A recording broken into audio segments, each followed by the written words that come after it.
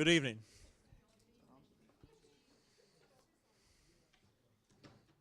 Good evening.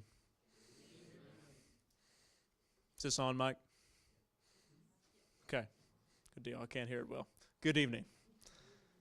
Thank you all for coming out to be with us tonight. And thanks to those tuning in on YouTube from the comforts of their homes. My name is Grant Avis, and I'm a senior McConnell Scholar, as well as serving as Services Vice President at the University of Louisville Student Government. It is an honor for me to serve as the MC for this program. Tonight, we not only have the chance to think seriously about the struggle over civil rights in the 1960s, but we also have the chance to pause and remember a fallen McConnell Scholar. Captain Dan Utley was a McConnell Scholar who graduated in 2001. After 9/11, he joined the U.S. Army and had risen to the rank of captain when he was killed while serving in Africa. Dr. Gregg always carries the flag from Captain Utley's uniform on days we remember him. He let me borrow it tonight as we all pause to give thanks for his life of service, extinguished too soon. Tonight we remember Dan as a model McConnell Scholar and a patriot by asking Dr. Nicholas Buccola to deliver the 2025 Daniel H. Utley Memorial Lecture. We are also privileged to welcome Dan's father and brother, Mr. Charles and Chuck Utley, to be with us tonight. This is Dr. Buccola's second visit to the McConnell Center, and we are pleased to welcome him back. Dr. Buccola is the Professor of Government and the Jules L. Whitehill Professor of Humanism and Ethics at Claremont McKenna College. He is the author of several books, including The Fire is Upon Us, James Baldwin, William F. Buckley, Jr., and the Debate Over Race in America, and The Political Thought of Frederick Douglass, which the scholars will discuss with him tomorrow. Tonight he is here to launch his brand new book, just published this month, One Man's Freedom, Goldwater, King, and the Struggle Over an American Ideal. If you filled out a contact card, you're eligible to enter a drawing to receive this copy at the end of the book, at the end of the evening. Ladies and gentlemen, please join me in welcoming Dr. Nicholas Buccola. Thank you. Appreciate it. All right. Good evening, everybody. Thank you so much for being here. I'm really honored to be here and to be the speaking in this night. We honor Dan Utley. I was reading about Daniel, and we're born the same year. We're both born in 1979. He was about 4 years older than I am. But just reading about him, it seems like when he was here at Louisville, he was a lot like me, interested in having these conversations and engaging with ideas and even disagreeing with Professor Gregg on occasion. I read in one bit I was reading today, which I disagree with him too sometimes. That's always good when a student's willing to disagree with his professor. But I'm so grateful for the opportunity to be here and to share this new work with you. Thank you to all the folks at the McConnell Center. Of course, Gary, thank you for hosting me, and just the whole team here. It's just such a wonderful community, and I've enjoyed today. Got to spend some time with McConnell scholars talking about Frederick Douglass, and that was great. And then I went for a walk on the waterfront. I went cruising down Market Street, which is like a funky place. I love it. I lived in Portland, Oregon for a long time, so I love any place that has character, like a little bit of funk to it. This is a place, like Louisville's a place, I like it. I like it here. So have me back often. I love it. I love it.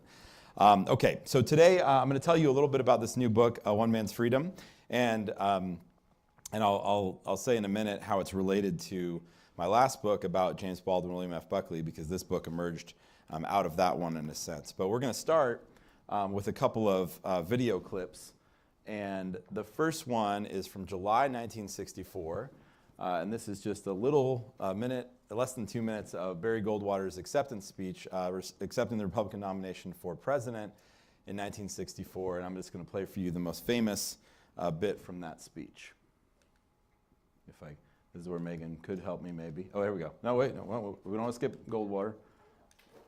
I think maybe from there it might be easier to actually make it work. Let's maybe turn it up a little.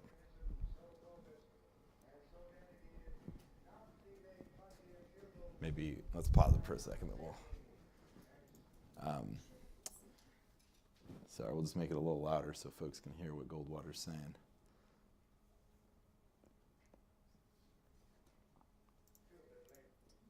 That didn't work, okay.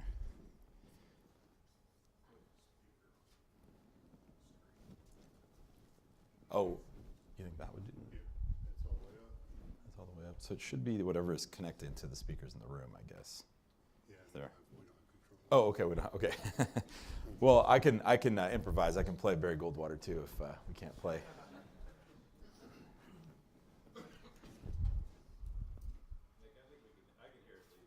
Oh, you can? Okay.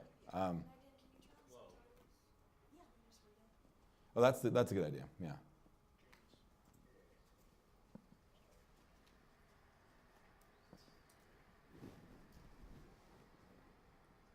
I would remind you that extremism in the defense of liberty is no vice.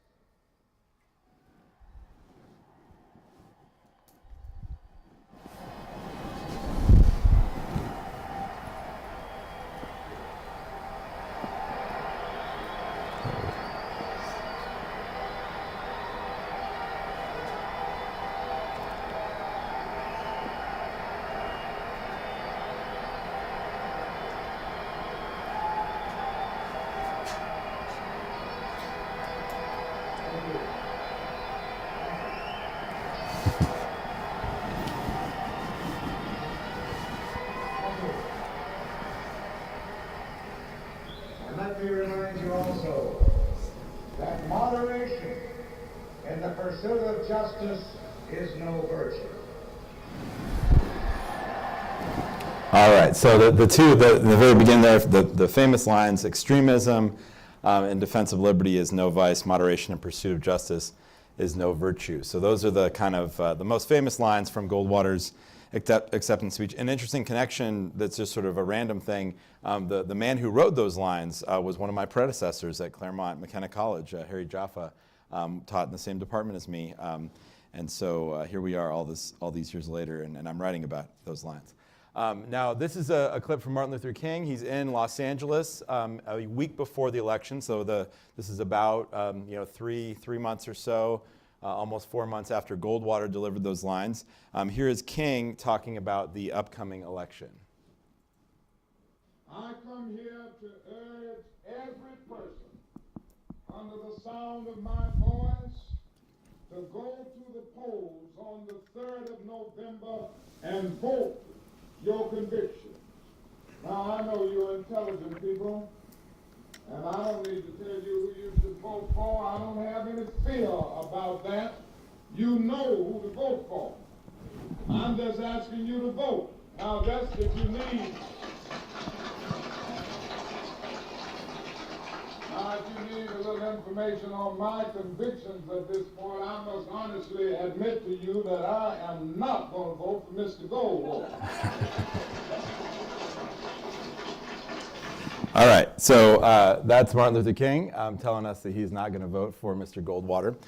So part of what this book, the sort of story of this book, is it's one of my starting questions, right? We always start hopefully with a good question, right? Students, when we're thinking about a project, and one of my questions was, how do we make sense of this? You have these two leaders, both who are conceiving of themselves as leaders of freedom movements. You have Goldwater pledging extremism in defense of liberty on the at the Republican convention in San Francisco, and outside you have the largest civil rights gathering since the March on Washington is taking place, people marching under banners of freedom opposing Goldwater's nomination. So you have this idea of freedom in these two movements that are viewing each other with mutual suspicion and even hostility. So one of my questions going into the project is why? How do we make sense of this gulf between these two movements on freedom? And this book emerged, as I said, out of the last book. I wrote this book about James Baldwin William F. Buckley. that book was, sort of the beginning of that project was you have James Baldwin, the kind of poet of the Civil Rights Revolution, and William F. Buckley, the poet of the conservative counter-revolution, on an international stage in Cambridge in February 1965, having this debate about race and the American dream. So it's this really dramatic moment. So I started out with the idea of, like, I'm going to write a book about these two individuals, how they became who they were that night, and they had this famous clash.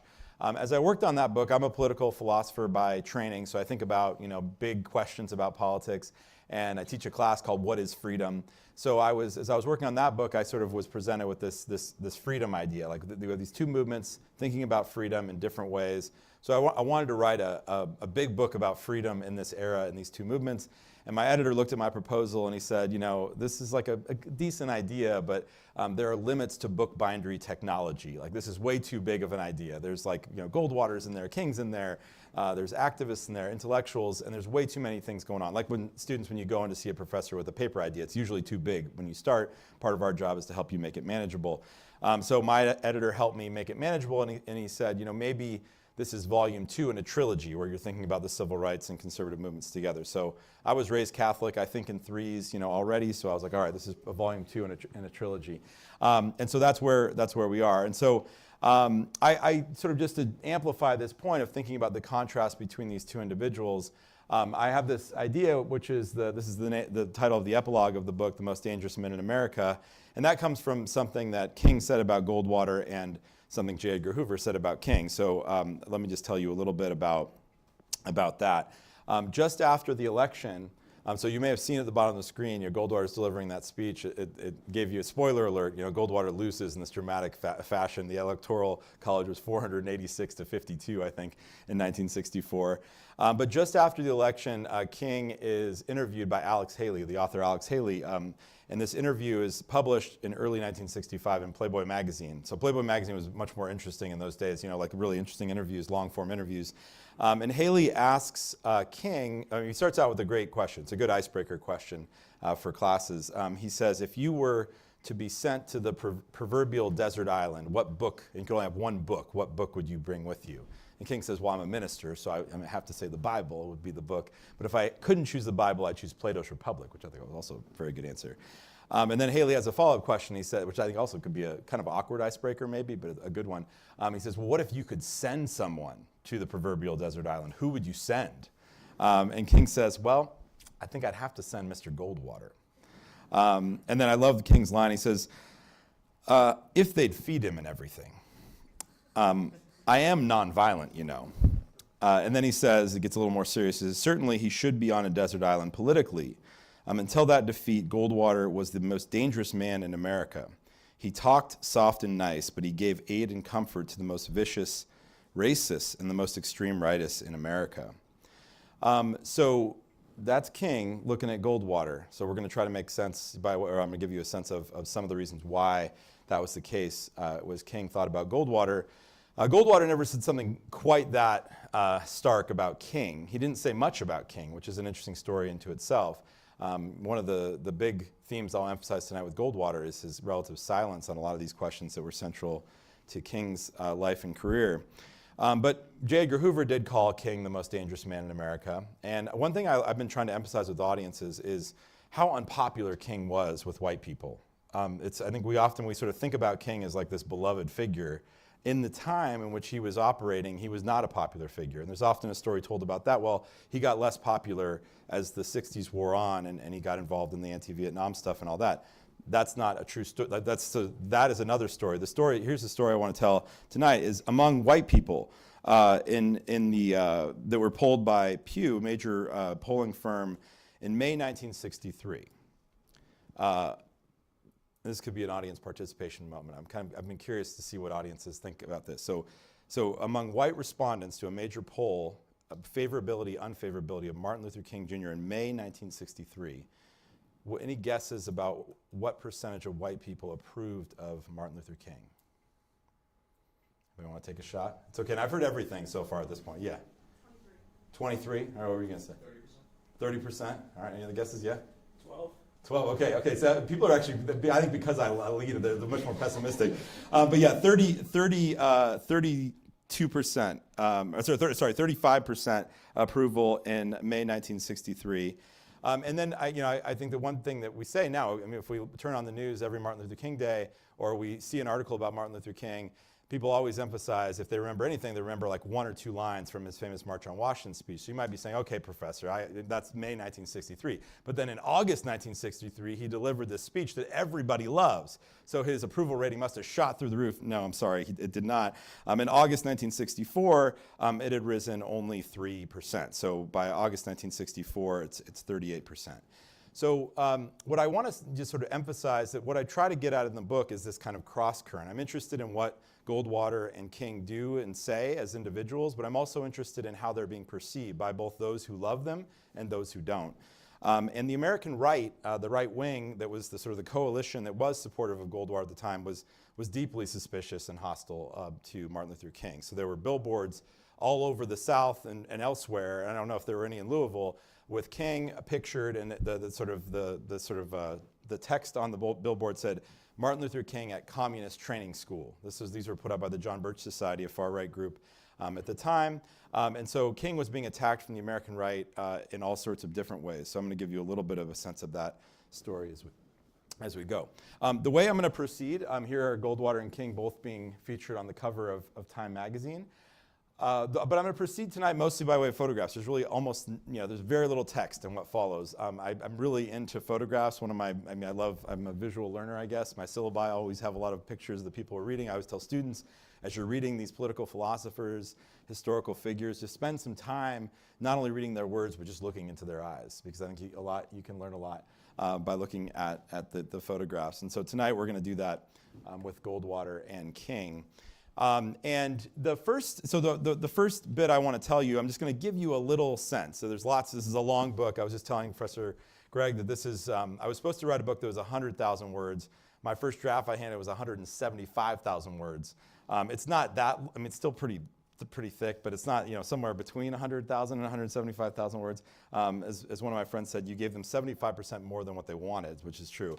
But anyway, I'm verbalicious, I can't help it. But I'm going to give you just a few episodes from this story to sort of get you thinking about these issues. I have pictured here Barry Goldwater early in his Senate career. And he's holding a telephone, and my kind of theme with this photograph is Barry Goldwater has a message. So Barry Goldwater is somebody who's a businessman. His family was in the department store business, the Goldwater department stores. His biggest claim to fame was he came up with a product called Antsy Pants, which were boxer shorts. Looked like they were covered in ants. But he was a salesman. He was a businessman. I don't know if you can still buy those. Maybe you can find some on eBay. But Goldwater was a businessman. He got into politics. He was interested, vaguely in politics, but mostly concerned with business. He ended up running for Phoenix City Council. And then he has this dark horse bid for the U.S. Senate in 1952. He runs against the then Senate Majority Leader. So no one thinks he's going to win. It's a mostly Democratic state. But he has this kind of insurgent campaign, and he wins, much to his surprise and everybody else's. He gets into the Senate, and he's really not very interested in being a senator. He's not really interested in legislating. He's not interested in building coalitions. He's kind of like, he's a salesman. He wants to sell a particular set of ideas. So very early in his Senate career, they make him chairman of the Senate Campaign Committee. They send him out on the road. He becomes a traveling salesman for conservatism. And he goes out and he's speaking before student groups, he's speaking before civic groups, anywhere they could get him to speak to folks, he was out there on the road. And so the first chapter in the book is called Prophets of the PH Rising. So Goldwater is kind of out on the road preaching this gospel of freedom. And indeed, he's using religious language as he talks about these things. I just want to give you a sense of some of the things he's saying and just contrast to start kind of the ideas of what each of these guys is thinking about freedom early in their career. One thing that Goldwater would say before every audience he spoke to, and this is just to put this in context, this is like the mid-1950s, a time historians tend to think about as a time of consensus, a time of relative political stability in a lot of ways, but Goldwater didn't see it that way. From his point of view, freedom was in peril. He said to a group of young Republicans, the young Republicans of New York in 1955, that the challenge to freedom that they were confronting is, quote, more severe than Lincoln and the Republicans had to shoulder during the Civil War. I see your eyes getting big. It's like, whoa, okay, let's see, what are we talking about here? So what are the major threats to freedom that Goldwater perceives? For him, the two major threats are, quote unquote, big government and quote unquote, big labor. So when Goldwater is thinking about what threatens people's liberty, what is and why is freedom in peril in this period, these are the two ideas that he's emphasizing. So he's invited early in his career, really the key to his rise as a leader on the national scene is as a critic of what he took to be the excesses of big labor. So the Senate Republican leader at the time, Robert Taft, really early in Goldwater's career, Taft passes away pretty soon after Goldwater gets to Washington, but Taft asks Goldwater, or tells Goldwater, he's going to serve on the Labor Committee. And Goldwater's like, why are you putting me on the Labor Committee? I know nothing about labor relations. I should be on some committee more that has more to do with issues that are central to Arizona. So he really wanted to be on sort of like the, sort of dealing with interior issues and that sort of thing. And what he ends up, Taft says to him, I want a businessman on that committee. And Goldwater picks this up pretty quickly, and he identifies, quote unquote, big labor as a major threat to freedom. And when he talks about what freedom is in this period, I want to just give you a couple bits to sort of capture this. Goldwater is not really, by his own admission, not a really deep thinker. He dropped out of college because his father passed away when he was in college, and he had to go back and help with the family business. The roots of his political philosophy are really more based on his sense of his family's history as this like kind of frontier libertarianism is kind of the way I think Goldwater is often understood, and I think there's a lot of truth in that.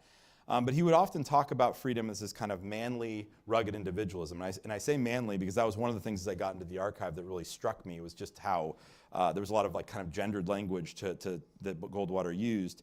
So just to give you a sense of that in the mid-1950s, he says the motto of the left-wing pack is what he called them. He didn't like to call them liberals because he thought that was unfair to the idea of liberalism. The left-wing pack is to emasculate the citizen and then give him a $10 bill so that he will be helpless and we can do with him as we will.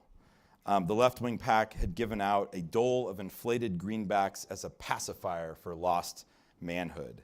And so Goldwater would say things like this to audiences, and then he would encourage them to go out with, and I'm quoting again, evangelistic fervor and preach the gospel of the free, competitive way of life. So Goldwater is out there preaching this kind of individualism in the 50s as he's rising on the national scene. Meanwhile, the 1955, those quotes I just gave you are from around that time. So Goldwater's just in his very early Senate career. And meanwhile, in Montgomery, Alabama, this is a picture, a grainy picture. I kind of like that it's grainy, giving you a sense of the history. December 1955, Martin Luther King is 26 years old when he rises in front of this congregation at Holt Street Baptist Church. And he's really thrust into this position of leadership because he hasn't been in Montgomery long enough to make a lot of enemies. Like this is the kind of one of these moments, all you students have to be ready for these moments. Like he hasn't been in Montgomery that long. He's an outsider. He's in this position appointed as the head of the Montgomery Improvement Association that's meant to kind of coordinate this Montgomery bus boycott that was really started by a group of rebellious women, Rosa Parks being the most famous among them. They sort of elect King as their leader and ask him to speak before this group of, there's actually 4,000 people gathered out, sort of around in the church, outside the church, around the church, in the basement. There's all these people there. These are the working class people of Montgomery. King himself came from a kind of middle class background. The experience that these folks had was much different from his own. And so he's now thrust into this position of leadership. And it's really a remarkable moment. And one of the things I tell people is that if you get a chance to listen to what King says that night, I think you'll capture some of his philosophy of freedom just in listening to it. And here's what I mean by that. King goes up before this audience. So imagine he's sitting there, and he's 26 years old. He's relatively new to town. He's got this group of people who have done this incredibly audacious thing. They're going to boycott the buses in Montgomery because of the degrading system of segregation that they had on those buses. And he has to try to speak to these people about what they're doing. And one of the things that the magic of King as a speaker, the writer James Baldwin has written, is that King was really good at capturing the energy of his audience as a kind of gift to him and then giving that energy back as a gift. And so if you listen to what King says that night, you'll hear that. Because King gets up there and he starts a little bit slow, and you hear an amen here and a that's right there. But then he hits a couple of words that bring his audience alive. And I'll just read you a couple of sentences from what he says. He says, "And my friends, there comes a time when people get tired of being trampled over by the iron feet of oppression. Two words there, time and tired. You can hear the audience come alive. Time. That you can just sort of hear this action when he utters that word. And tired. The people are exhausted. One of the stories King tells in his first letter after this meeting, they write, he and the other leaders of the boycott write a letter to the Montgomery public. And they describe a story of a young mother who's getting on to try to capture the degrading nature of this system of segregation on the buses. A young mother who's trying to get on the bus to get where she needs to go. She's carrying two of her children. She's trying to figure out how to get her bus fare out while carrying two kids. So she gets onto the bus, and she's unable to get the money out of her purse to give to the bus driver. And so she makes a snap decision to put her kids on the front seat of the bus so she can get the money out and pay and then move to the back of the bus where she's supposed to go. The bus driver gets very upset that she does this. He lunges the bus forward and slams on the brakes so the kids fall onto the floor. So for King, that story captures the kind of thing, which is really, if you think about it, what was happening to those children is awful, what was happening to that mother is awful, but it's really also kind of an act of terror, right? They're trying, that bus driver was trying to send a message to people beyond that particular group of folks. And so King is there with these folks in Montgomery trying to bear witness to that, trying to draw attention to what was happening to folks like that mother.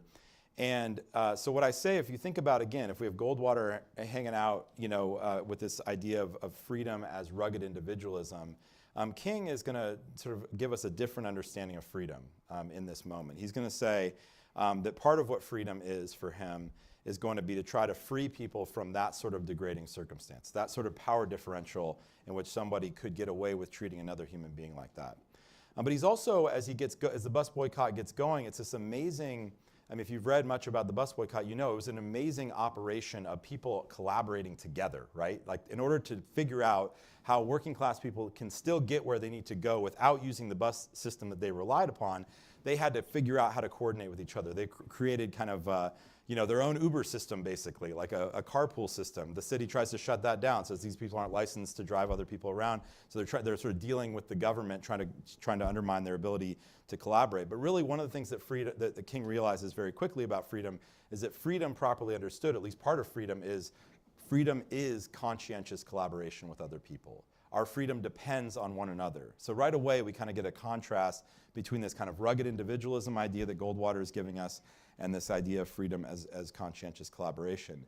And I also argue in the book that the other aspect of freedom that is I think different here is King really thinks about freedom as a radically democratic thing.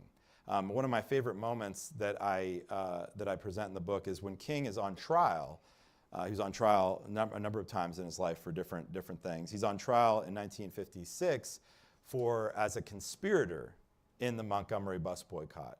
And so he's being questioned by this white lawyer, and the lawyer says, Reverend King, who formulated is the word used, who formulated the 4 demands of the Montgomery Improvement Association? And King said, 4,000 people at Holt Street Baptist Church formulated the demands of the Montgomery Improvement Association. And the lawyer is just, incensed. He says, how can 4,000 people formulate anything? And King says, it depends on what you mean by formulate. Because King says the people who actually set pen to paper and came up with the demands of the Montgomery Improvement Association, that's less important than where those ideas came from. The soul, the spirit of those ideas came from the people themselves. So freedom is this radically democratic thing. All right, so I want to just give you, I'm going to sort of like hop now through history. So that's kind of where the book starts in 1955. And I'm just going to sort of leapfrog from a couple of events to the climactic moment in the book, which is 1964 when Goldwater is nominated for president. And then I want to make sure I leave plenty of time for us to have some conversation. Okay, so the next bit I want to tell you about is Goldwater, early in Goldwater's career, so a little bit after what I just described, but still in the 1950s. This is a really important phase in the civil rights revolution in this country. So like you have the Montgomery, so there's a lot of events that we can talk about, but the Montgomery bus boycott, December 1955. You have people like Senator Strom Thurmond, pictured here on the right, is formulating what's known as the Southern Manifesto, which is a statement of opposition to the school, the Brown v. Board school integration decision. Also, the Southern Manifesto emerges in part because of the Montgomery bus boycott. Even if the bus boycott isn't mentioned in the document itself, he's trying to capture on paper sort of all the reasons for opposition to any federal intervention to deal with segregation in the South. But the energy of the Montgomery bus boycott, I think, really hastens that project. So just imagine, right as Thurman is putting together what's known as the Southern Manifesto, Goldwater is on one of his speaking tours, and he's at the Citadel in South Carolina. Thurman is a Democrat, Goldwater is a Republican, but Goldwater goes to the Citadel, probably, I think probably as a result of Thurman. I wasn't able to verify that, but it seems likely that Thurman was sort of one of the key people that led Goldwater to be invited into this, to give a speech down at the Citadel. And he gives a speech about freedom in March 1956. So at this point, the bus boycott's been going on for about 4 months. And he's just 400 miles due east of Montgomery. He gives a speech about freedom. Doesn't utter a word about the bus boycott, right? So it's just, again, the silences are really important throughout this story. He does utter a few words about Senator Strom Thurmond, who he calls one of the great men of the United States Senate. And he says to the audience, I know he's a Democrat and I'm a Republican, but he is one of the great men of the United States Senate. And we'll see the two of them are really ideological soulmates throughout their careers for a lot of this story. But Goldwater does mention race once in this speech. And he says that he criticizes the left for, quote, magnifying differences among men in order to promote a politics that is fundamentally, Goldwater says, negative and divisive. So here's a quote from Goldwater in that speech. He says, when he speaks not to all Americans as Americans, but rather he pits labor against management, farmer against worker, black against white, Jew against Gentile, Catholic against Protestant, rich against poor. Part of what's going on in this period is Goldwater writes in his journal, he does kind of predict the political future. He wasn't alone in doing this, but it's pretty remarkable. As early as 1953, when he's just new to the Senate, he wrote in his journal, it's one of these things, you know how you start a diary or a journal and those first few days you're writing so much, and then you stop all of a sudden. Goldwater did that. It's too bad he didn't keep doing this, but the early days in the Senate, he's keeping a diary and it's great, and then he just stops, he gets busy with other things. But in his journal he wrote, I sense here in the Senate a realignment of Southern conservative Democrats with Democrats and Republicans of the West and Middle West. On the one side are the New Deal and Fair Deal folks who are controlled by, quote, the labor unions and the stronger minority groups.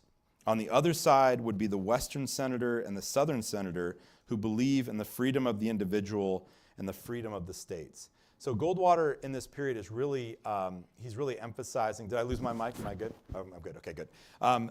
He's really emphasizing these two things, the freedom of the individual and its compatibility with the freedom of the states, or as he usually put it, states' rights.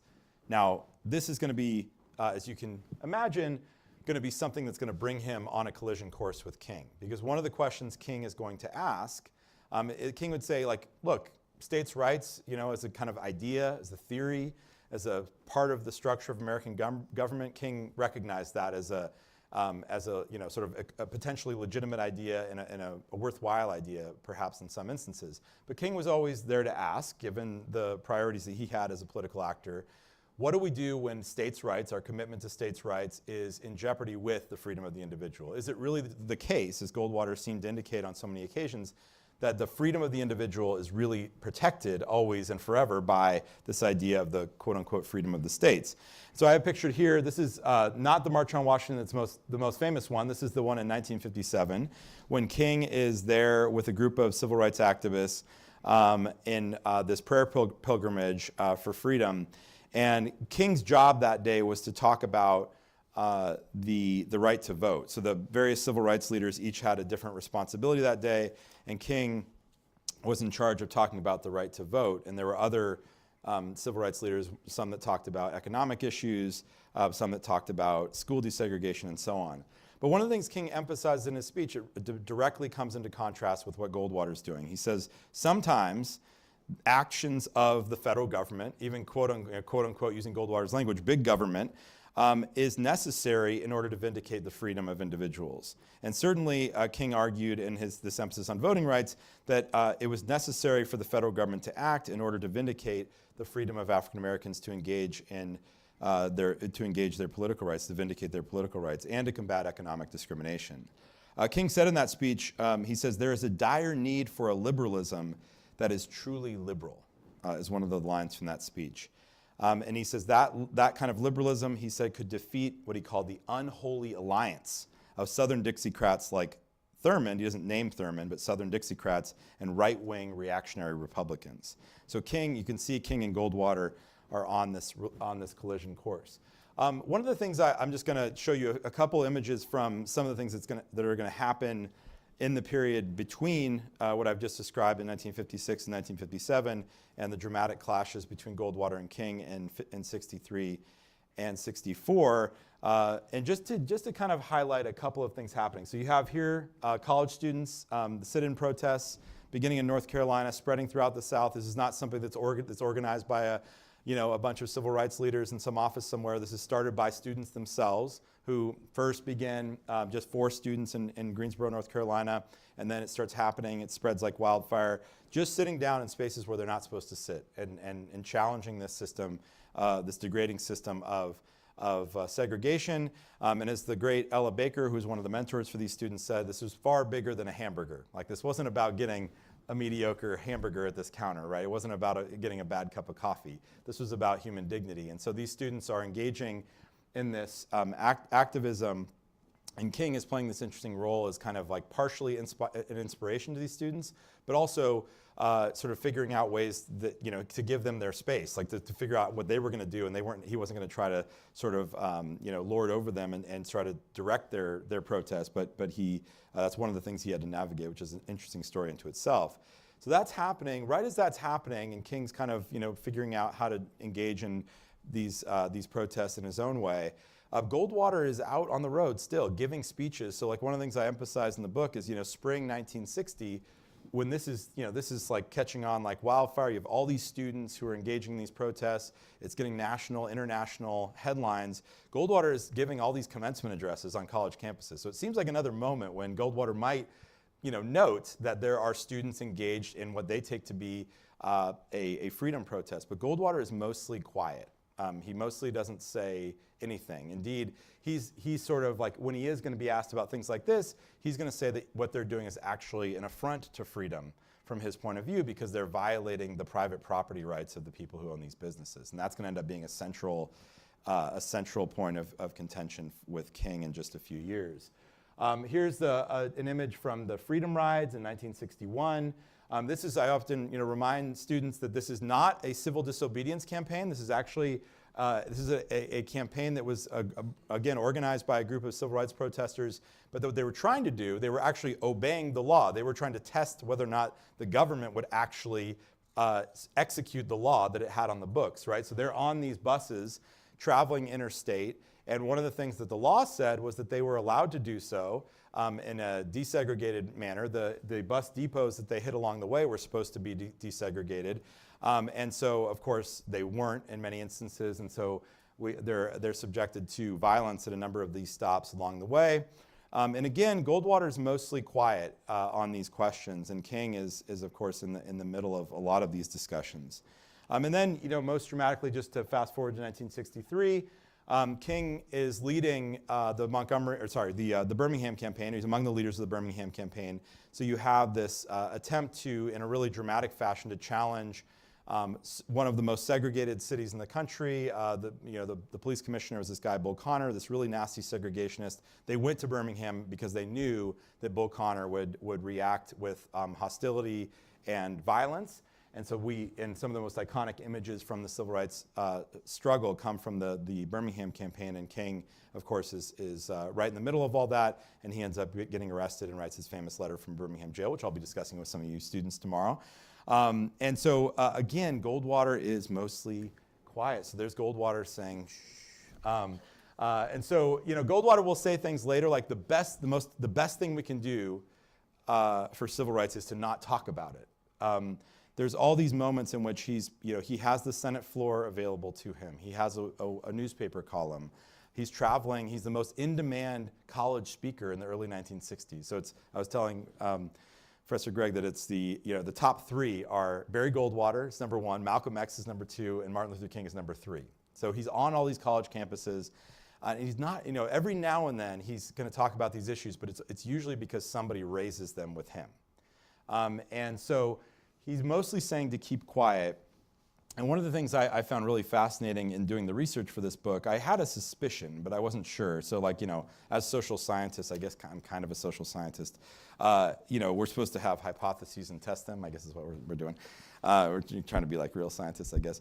But one of my suspicions was that Goldwater, I suspected that the way that Goldwater was covered by the African American press, by African American newspapers and magazines, would be a lot different from the way he's covered by the mainstream press. So almost every article about Barry Goldwater in Time Magazine or Life Magazine or U.S. News and World Report is the same. It's basically Barry Goldwater in his flight suit. He was a pilot and in the Air Force, and Barry Goldwater in his cowboy outfit. Barry Goldwater with his ham radio, and then Barry Goldwater, when it got to politics, it was like Barry Goldwater, shoots from the hip. He's sort of capturing this cowboy thing.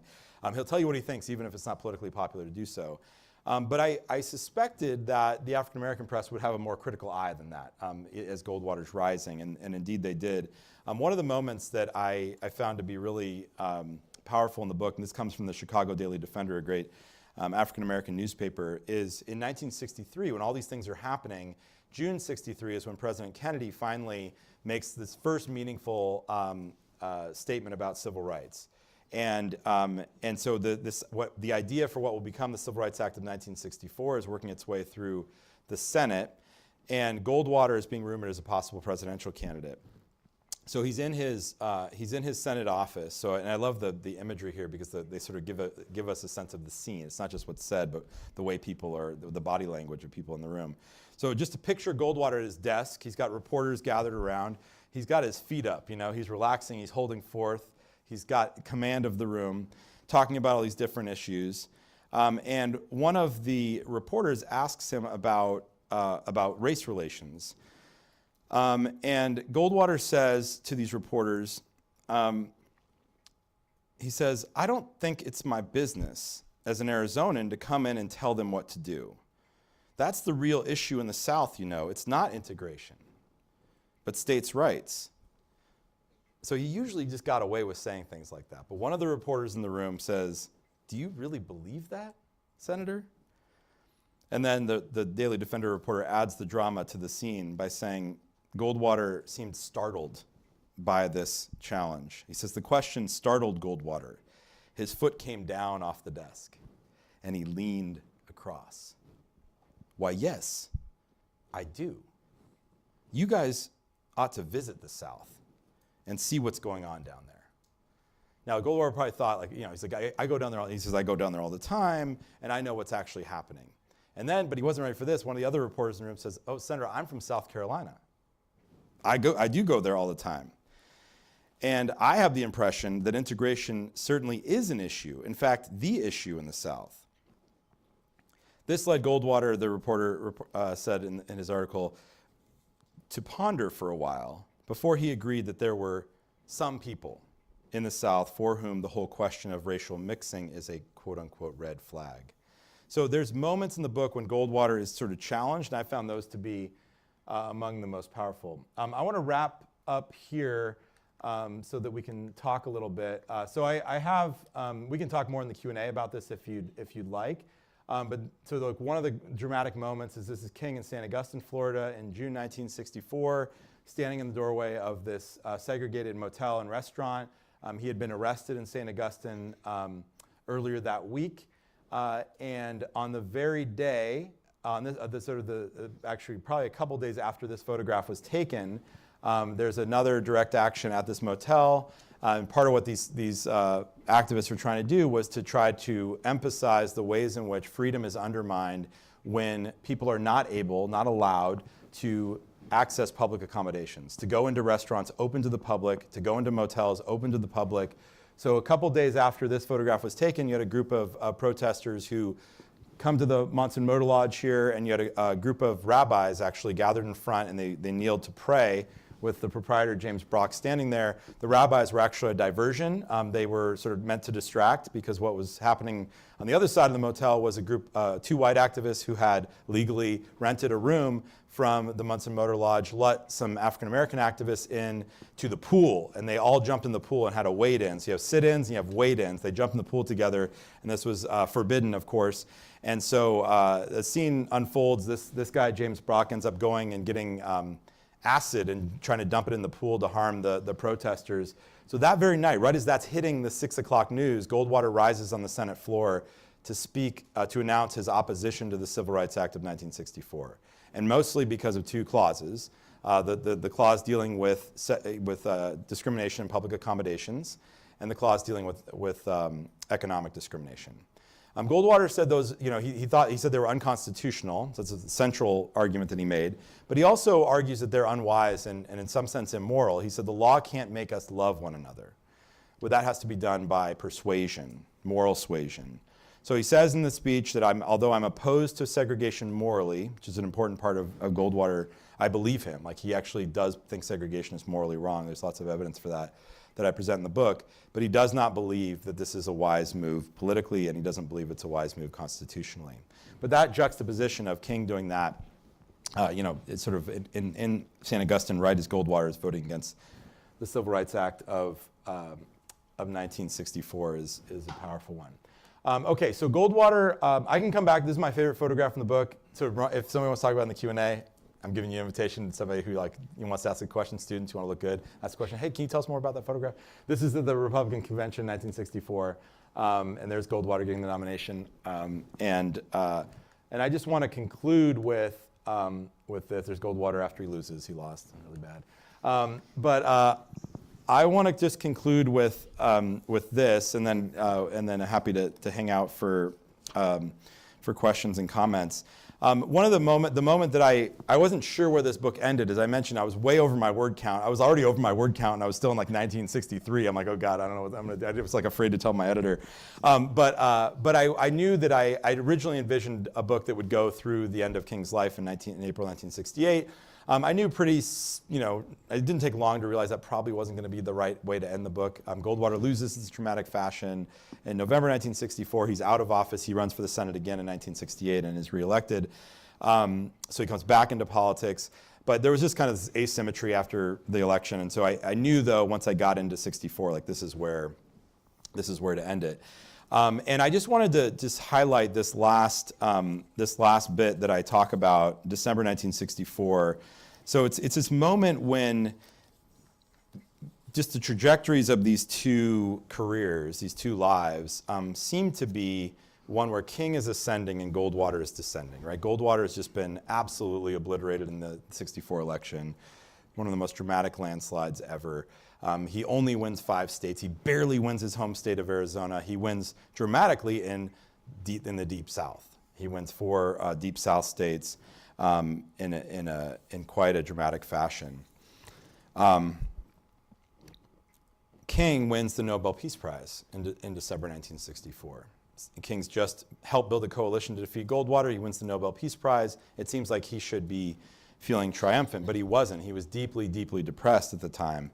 In part because the federal government, and mostly in the form of J. Edgar Hoover and the FBI, had declared war on him and was trying to destroy him, literally. The FBI sent him a package and encouraged him to commit suicide. So King is really in a rough state in December 1964.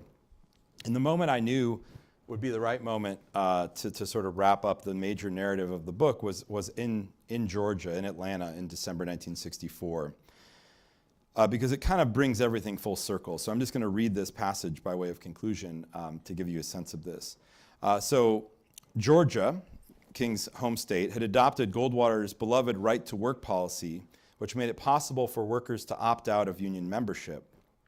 And Scripto, this plant where you see these workers protesting, resisted a checkoff system that would allow the union to collect dues from worker paychecks, something Goldwater believed to be essential to the workers' political and economic freedom. From his point of view, the Scripto workers had little to complain about. King disagreed. In 1964, historian Michael K. Honey explains the 700 women who worked at Scripto made $1.25 an hour, a total of about $2,600 a year before deductions, when the commonly estimated national poverty level for a family wage was $3,000. The right to work law, which allowed the company's quote-unquote skilled workers to refuse to join the union, and the lack of a checkoff system left these 700 women in an especially vulnerable position. But they had had enough. On Thanksgiving Day, they voted to strike. When King was photographed on the picket line that December, he wore a sign around his neck that read, "Scripto employees are on strike for a living wage." What did King see in the faces of the women who marched on that picket line? And had he been there, what might Goldwater have seen?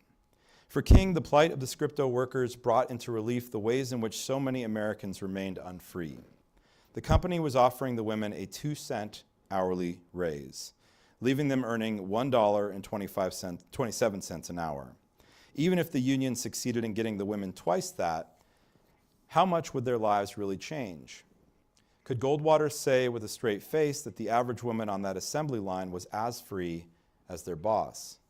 And if not, what might be done to close the gap? While Goldwater does not seem to have been especially troubled by such questions, King agonized over them. He worried that these women might never be able to earn a wage that honored the dignity of their labor. He worried that they might soon see their sons sent off to die in Vietnam. Tangled up with both of these worries was the haunting sense that despite all the legislative and judicial victories, Americans still had not come to terms with just how deeply racial injustice was embedded in our economic, political, and social institutions.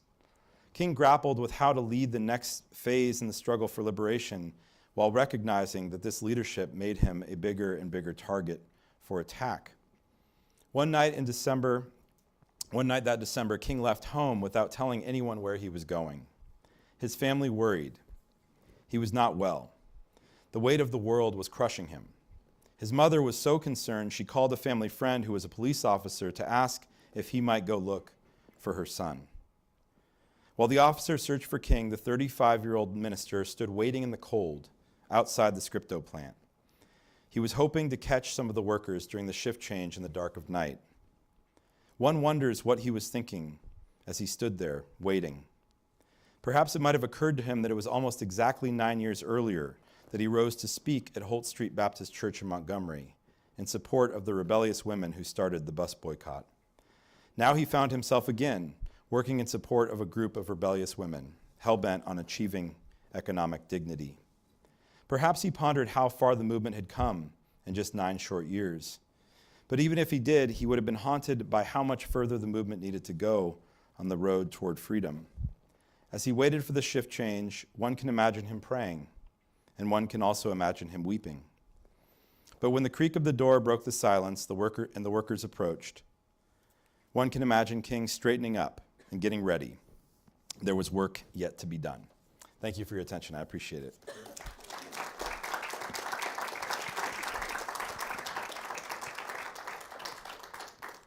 Thank you, Dr. Buccola. And Dr. Buccola will take a few questions. So if you all can raise your hands, I'll bring you all the mic. Make sure you format your questions as questions, not as speeches. Keep them succinct so we can respect our speaker's time. So, any questions? Yeah.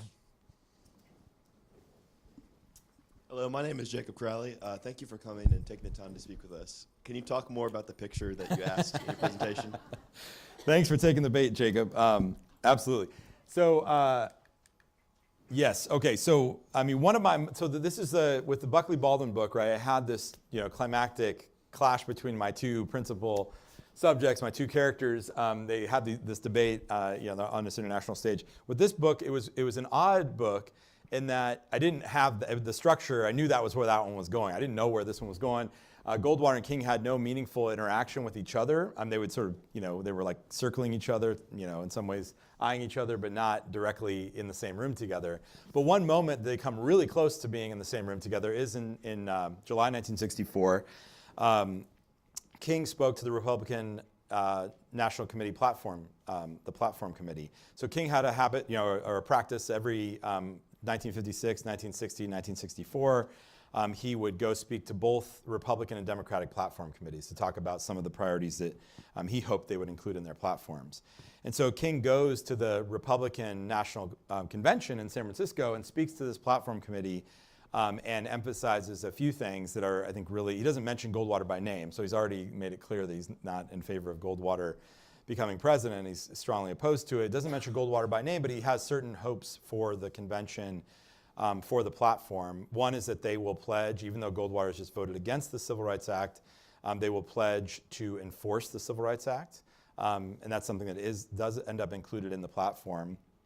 And that's where this photograph will be about that in a second. And the other thing he emphasizes is he describes what he was calling an economic Bill of Rights for the disadvantaged. So King was proposing what he called a massive and gigantic, these are some of the words he used, series of programs to address economic inequality in the country. I don't think he was that hopeful that the Republican Party was going to adopt this as part of their platform, but he thought it was important to raise. And that ends up being really an indicator of a lot of where King's emphasis would go in the last few years of his life was toward economic questions. It was already there in all the stuff that I've described, but it was become more critical. So King steps off the stage, but after he delivers those remarks to the platform committee, Barry Goldwater, as the presumptive nominee, goes before the platform committee. And he delivers a few remarks and then takes some questions. This man standing up here is George Parker. He's almost 80 years old. He's a lifelong Republican. He's the only African-American member of the platform committee. The convention itself and the Republican Party, had a lot of African-American people in it over the course of its history, but it's dwindling and dwindling in this moment. There's only 40 African-American delegates out of over 1,300. Parker is the only African-American delegate on the platform committee. And you know about the Norman Rockwell freedom, pictures of the man standing up at the town hall? Like this is George Parker, this picture of George Parker surrounded by this sea of white faces in this moment, I think is that. So you have Parker, this is a man who, his Republican Party is the party of Abraham Lincoln. You think about, when he was born in the late 19th century, like his parents, this is the party of Abraham Lincoln. And he is being confronted by a Republican convention where you have the Confederate flag, being waved everywhere. He's confronted by a Republican Party that, is clearly, again, this shift is taking place. Strom Thurmond, for example, the aforementioned, has switched parties to not only, to vote for Goldwater in this very dramatic, or he's about to do that, and that's in the writings on the wall that he's going to do that. So Parker gets up, and you imagine, what Parker is looking at right up here is Barry Goldwater. And there's this really dramatic exchange, and what Parker asks Goldwater is he says, I want you to convince me that you are going to use the moral prestige of the presidency to enforce and promote the idea of this civil rights bill that's just been passed and signed into law. And Goldwater basically says, I'm telling you I'll do it. My job, I voted against it, but my job as the executive is to execute the law. That's the law, and I will do it. And Parker says, I'm not satisfied. I want you to convince me and folks like me that you're actually morally committed to the ideas behind this law, because that's going to be that's going to come across, and whether or not people, at that point, they're very worried about whether or not the law is going to be enforceable in parts of the country, right? So, and so it's this really dramatic exchange, and they go back and forth for several minutes. And it's this moment, I think that it's a kind of profile in courage, in many ways, the way Parker stands up to Goldwater. And part of what I say is that, Goldwater, in the exchange with Parker, whatever you make of it, it's interesting to read. And the New York Times actually published the whole transcript the next day in the paper. But then, Goldwater delivers that convention speech I described and doesn't mention civil rights once in his acceptance speech. So if you're Parker and you're sitting there in the convention hall and you have, that context, right? The context in which the two major issues before the convention are civil rights and extremism. Those are the two major issues kind of dividing the Republican Party at that moment. It was a moment where Goldwater, had an opportunity to say some things that would have been politically unpopular, maybe with the group in the room, but maybe very statesmanly and important, and he didn't do so. So Parker was not satisfied with Goldwater's response. So that's the story of George Parker. But yeah, really powerful story. Yeah, I think I saw another question back here. Yeah. How did Goldwater get into politics, and what was his stance on Vietnam? Yeah, thank you. So Goldwater,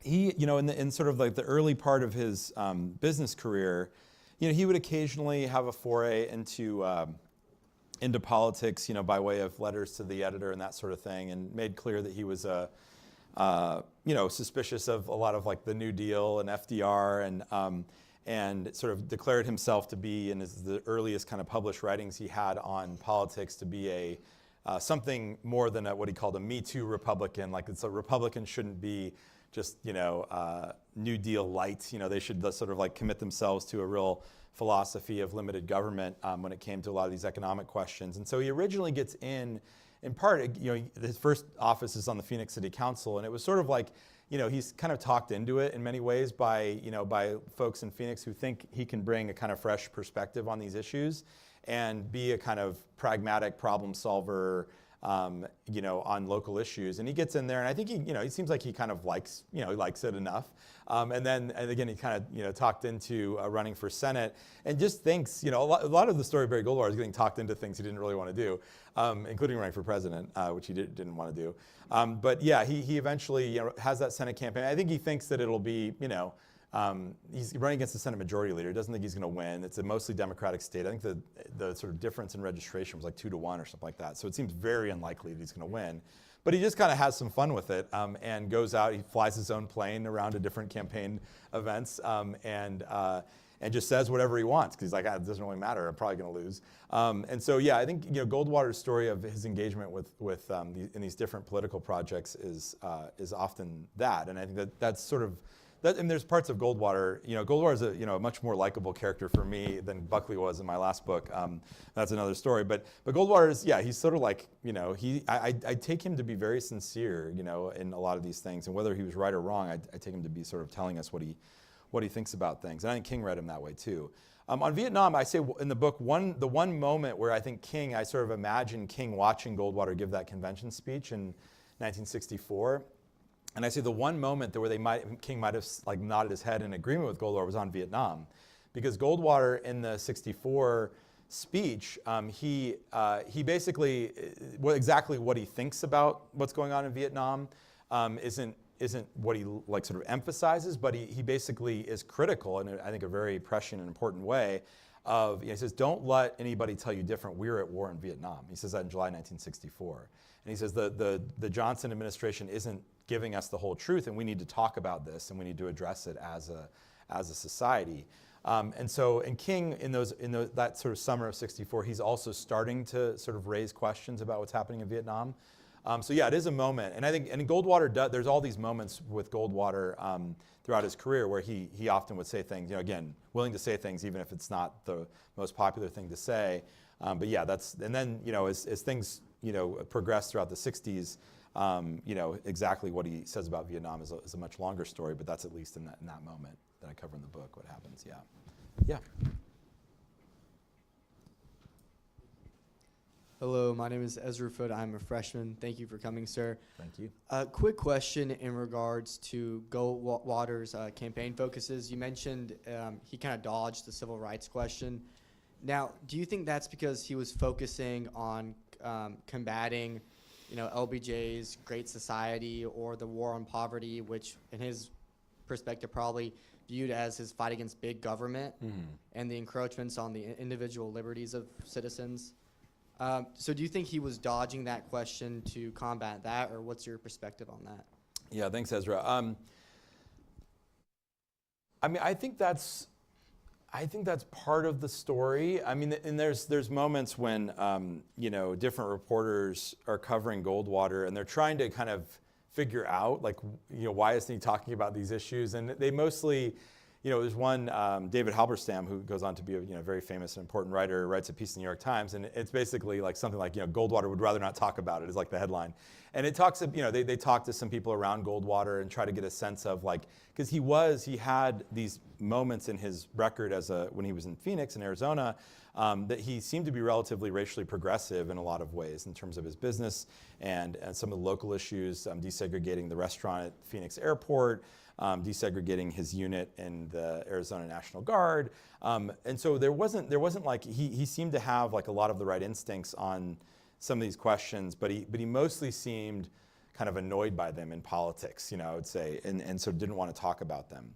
And so one of the puzzles I was trying to sort of work through is how to make sense of that. I don't know that I figured it out. I mean, I kind of conclude the book with some reflections or some key moments for me that seemed like they were really, they stood out in my mind as like these moments that Goldwater's kind of confronted, and I was really curious in how he reacted. So I think there's part of the story is that he does have other issues that he wants to emphasize. He's much more comfortable by the time he runs for president with talking about foreign policy issues, talking about different programs that he thought were wasteful in terms of government spending and that sort of thing. But I think there's a kind of way in which he's trying to avoid these issues, and for political purposes. But also he does seem to have this point of view that like something about talking about them, he thinks is sort of producing more tension, and that if people cannot just like kind of, if we don't put too much pressure on, people can work these things out on their own.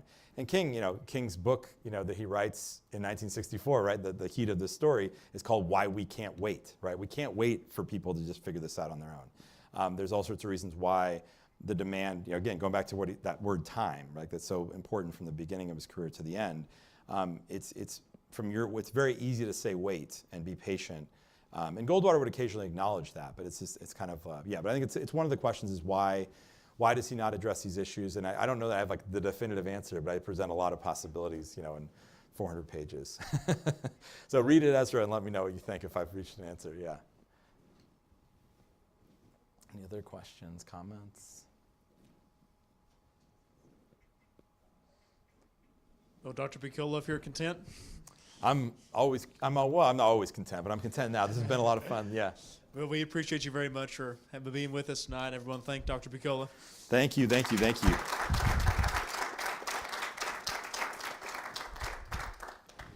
retake the podium if you don't Okay. mind. Oh, yeah, I'll get out of your way. No, you're totally fine.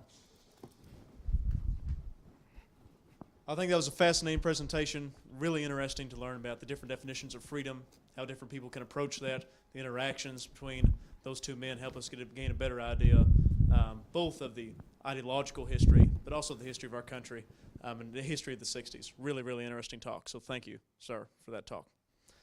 As I mentioned earlier, this evening's program was conducted in honor of Captain Daniel H. Utley.